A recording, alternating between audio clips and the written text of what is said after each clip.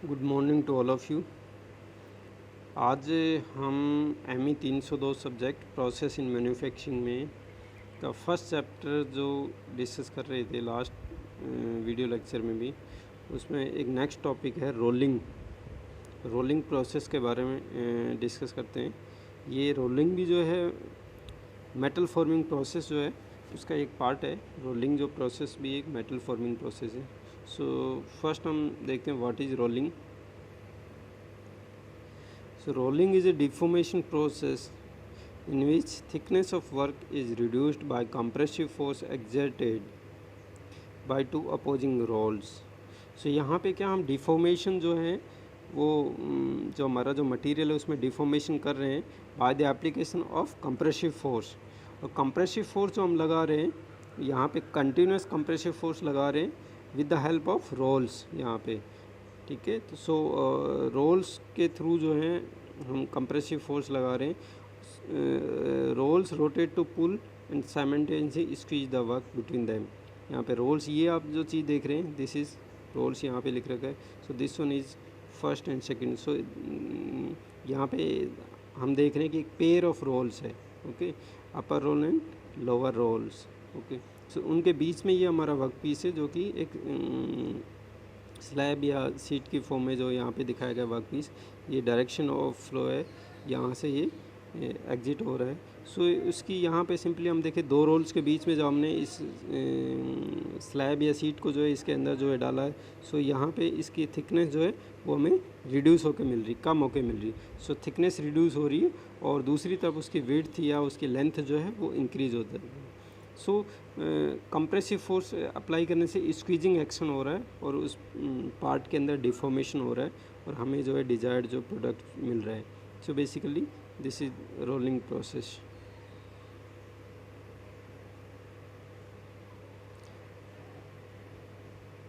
यहाँ पे रोल्स जो हैं उनका क्या फंक्शन है, यहाँ पे दो फंक्शन जो हैं वो फुलफिल कर रहे हैं। एक तो pull the work into gap between them by friction between the work part and rolls. जो फ्रिक्शन जो आ रहा है, फ्रिक्शन जैसे हम वर्क पीस को रोल्स के अंदर भेजते हैं तो फ्रिक्शन की वजह से वो वर्क पीस को क्या पुल कर अपनी तरफ खींचता है। रोल्स जो हैं वो वर्क पीस को अपनी तरफ फ्रिक्शन की वजह से खींच रहे हैं। तो सो वर्क पीस जो है वो ऑटोमेटिकली क्या हो रहा है कि वो उनके अंदर जो है रोल्स के अंदर अपने आप खींचा चला आ रहा है। सेकंड जो है फंक्शन क्या है रोल्स का, squeeze the work to reduce its cross section को रिड्यूस कर रहे हैं by the squeezing action, okay. Squeezing का मतलब होता है किसी चीज़ को एक तरह से कंप्रेस कर रहे हैं, दबा रहे हैं उसको। सो स्क्वीजिंग एक्शन से क्या हो रहा है कि वर्क पीस का जो है क्रॉस सेक्शन हम रिड्यूस कर रहे हैं या डिफॉर्म कर पा रहे हैं। सो ये बेसिकली टू मेन फंक्शन है रोल्स के। सो यहाँ हम एलिमेंट्री थ्योरी क्या है रोलिंग की वो चीज़ हम देखते हैं कि यहाँ पे जो है अब देखिए दो रोल्स जो है दिखाए गए हैं, लोअर एंड अपर।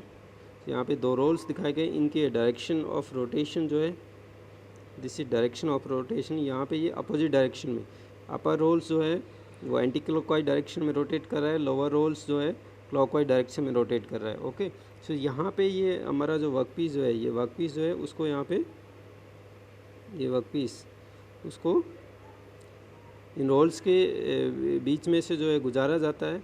सो उसके बाद में जो है जब इसको यहाँ रोल्स के बीच में से पास किया गया तो आउट जो बाहर जो हमें प्रोडक्ट जो मिला, फाइनल जो प्रोडक्ट जो मिला है उसके हम देख पा रहे हैं कि उसकी थिकनेस जो है काफ़ी रिड्यूस हो गई। सो उसकी डायमेंशन जो है रिड्यूस हो गई।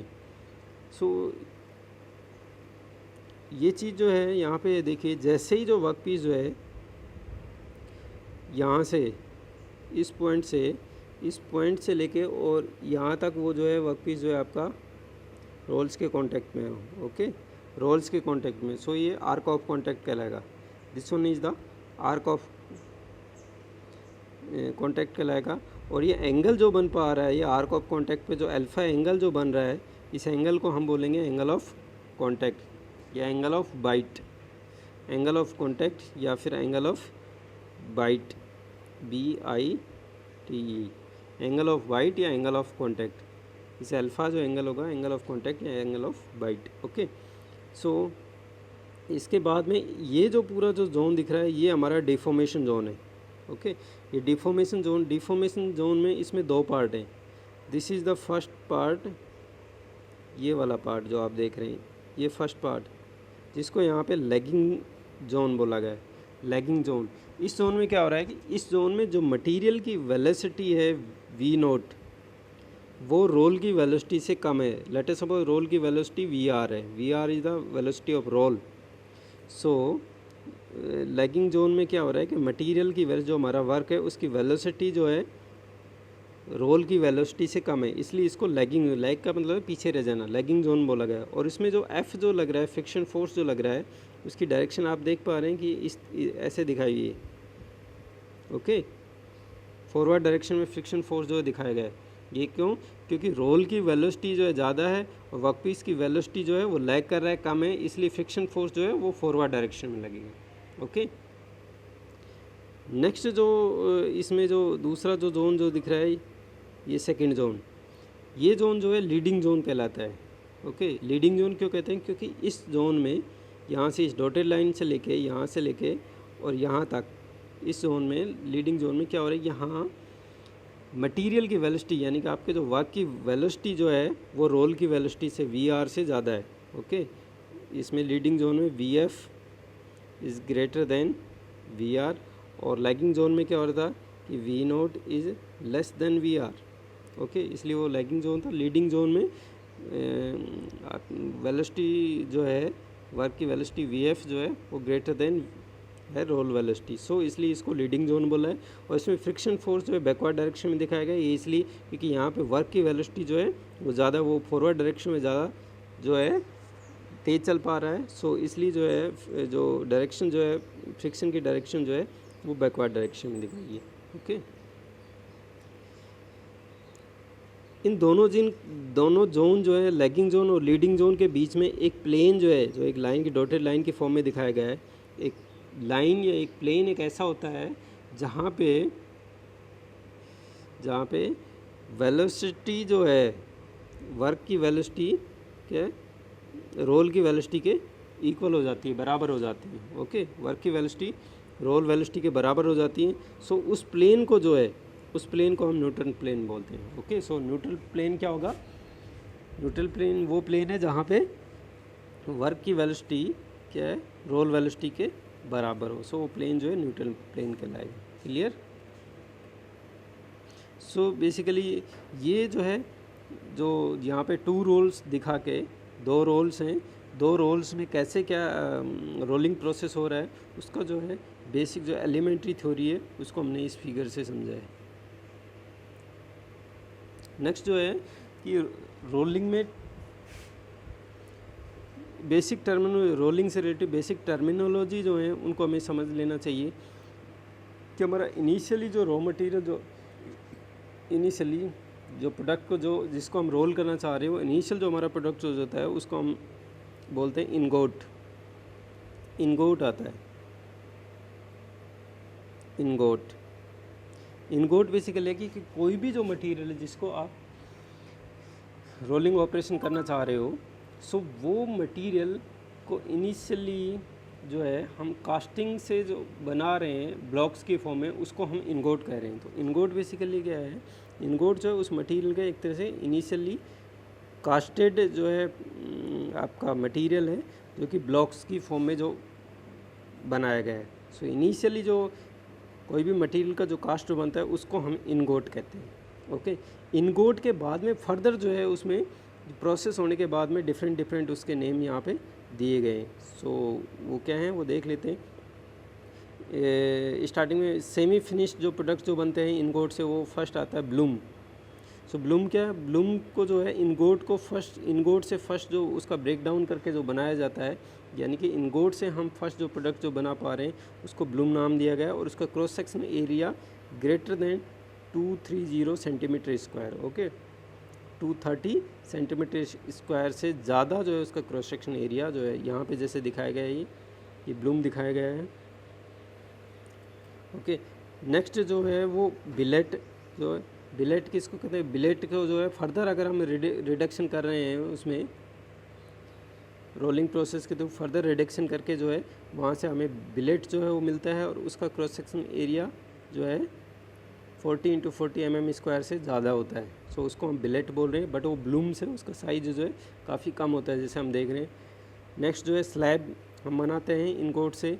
सो इनगोट से अगर आप स्लैब बना रहे हैं तो उसका क्रॉस सेक्शनल एरिया जो है मोर देन 100 cm²। यहाँ पे आप देख पा रहे हैं कि ये स्लैब है, स्लैब। सो उसका जो है cross sectional area more than 100 cm²। But एक चीज़ उसमें खास है कि उसकी विड्थ जो है उसकी थिकनेस से 2 टाइम ज़्यादा होनी चाहिए। Okay, this is the width, ये उसकी थिकनेस, ये उसकी हाइट से 2 टाइम्स, मोर देन 2 टाइम्स होना चाहिए। ओके, सो हमने इनगोट को जो है हम ब्लूम में रोलिंग के थ्रू ब्लूम बना सकते हैं, उससे बिलेट फॉर्म में कन्वर्ट करते हैं या फिर स्लैब फॉर्म में बनाते हैं। ओके, इसके बाद में जो फर्दर जो है स्लैब को जो है फर्दर जो है रोलिंग प्रोसेस से प्लेट, सीट या स्ट्रिप में कन्वर्ट कर सकते हैं। सो प्लेट क्या होगा, जहाँ पे स्लैब को आपने फर्दर रोल किया और उसके बाद में उसकी थिकनेस जो है मोर देन 6 mm तक रखी है तो वो प्लेट कहलाएगा। ओके, स्लैब को ही आपने फर्दर जो रोल किया उसके बाद में उसकी थिकनेस मोर देन 6 mm तक रखी है तब तक वो प्लेट कहलाएगा। इफ़ अगर फर्दर आपने उसको रोल किया है और उसकी थिकनेस लेस देन 6 mm तक लेके गए तो वो सीट कहलाएगा। उसको हम उस मटेरियल को सीट नाम दे देते हैं, बट साथ में कंडीशन हो रहा है कि थिकनेस जो है 6 mm है, बट विड्थ क्या है मोर देन 600 mm। सो यहाँ पे दिखाया गया कि this is plate, this is seat. Okay, यहाँ पे आप देख पा रहे हैं कि ये जो है स्लैब जो था, स्लैब को ये फर्दर जो है उसका रोलिंग करके प्लेट हमने बनाया और सीट बनाए। तो सीट में क्या है थिकनेस जो है less than 6 mm but width जो है मोर देन 600 mm।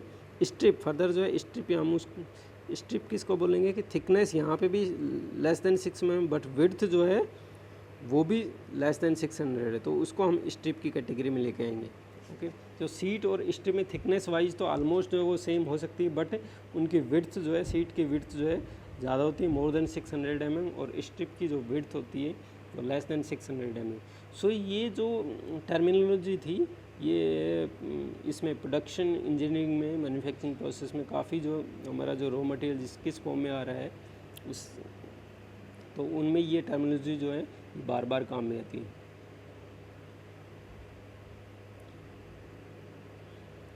फर्दर जो है जैसे यहाँ पे दिखाया गया है कि हम जो है ब्लूम से यहाँ पे दिखाया गया है कि ये हमारा जो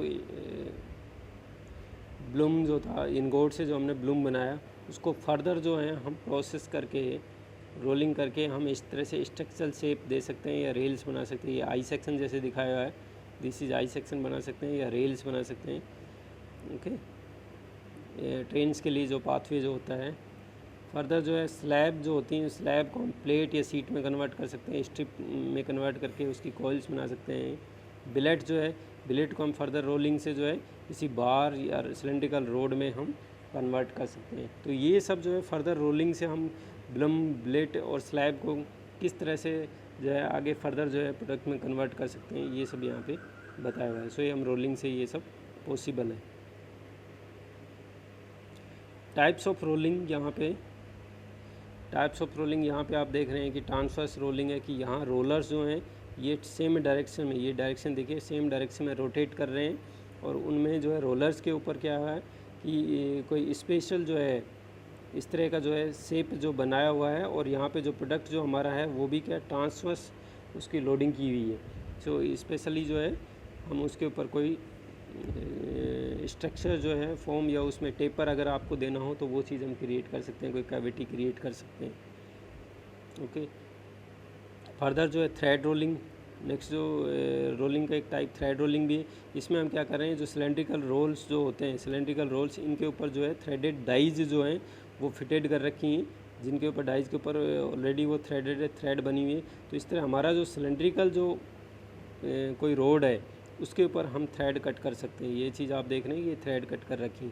सो ये रोलिंग से पॉसिबल है कि आप जो है किसी सिलेंड्रिकल जो रोड है उसके ऊपर थ्रेड बना सकते हैं, या किसी जो है सिलेंड्रिकल जो है डेस्क है उसके ऊपर जो है गियर कट भी कर सकते हो।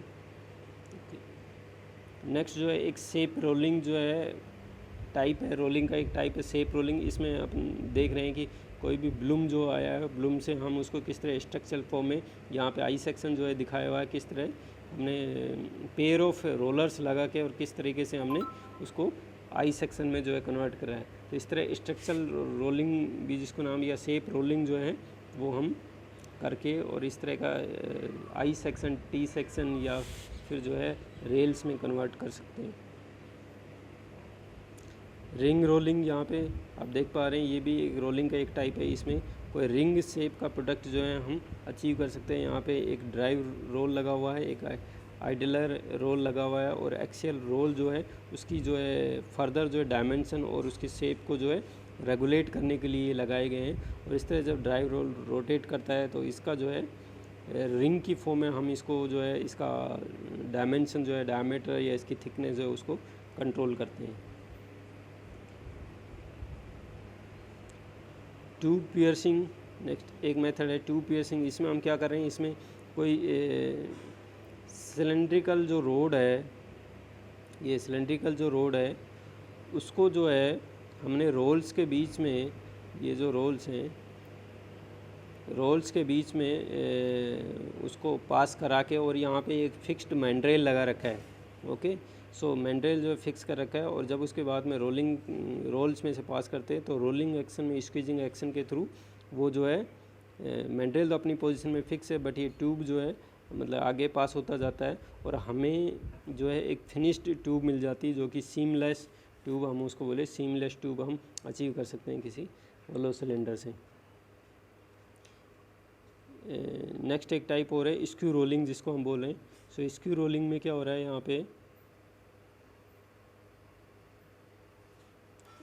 स्क्यू रोलिंग में यहाँ पे देखिए कोई हमारा जो स्टॉक था या कोई सिलेंड्रिकल जो रोड है उनको जो है एक स्पेशली डिजाइंड जो है रोल्स हैं उनके बीच में से पास कराया जा रहा है। सो इन रोल का आप देख रहे हैं कि इनकी डिजाइन जो है स्पेशल शेप के बनाए गए। ये स्क्रू रोलिंग कहाँ पे काम आता है, ये आप देखिए इस तरह के प्रोडक्ट आपको समझ आ रहा होगा।